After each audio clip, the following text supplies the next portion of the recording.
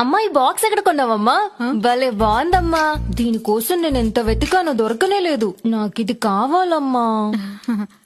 తీసుకో అమ్మా.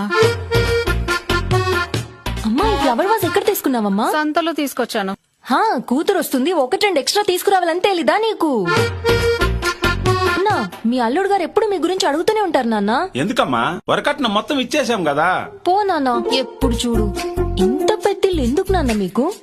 నా పేరు మీద రాసేయచ్చు కదా. నీ పేరు మీద రాసి మేమెక్కడికి పోవాలమ్మా? అయ్యో ఏంటి నాన్న అలా మాట్లాడుతున్నావు? నేను నీ కూతుర్ని. మీరు సంవత్సరానికి ఒకసారి మా ఇంటికి వస్తే 4 రోజులు మీకు అన్నం పెట్టలేనా నాన్న మీకు? తప్పు నీది కాదమ్మా, నిన్ను కన్నాం చూడు, అది మా తప్పు. నాన్న అమ్మా అమ్మా అమ్మా అమ్మా నాన్న, మీ ఇద్దరిని వదిలి వెళ్ళడానికి నాకు మనసు రావడం లేదు. వచ్చే వారం తొందరగా వచ్చేస్తాను.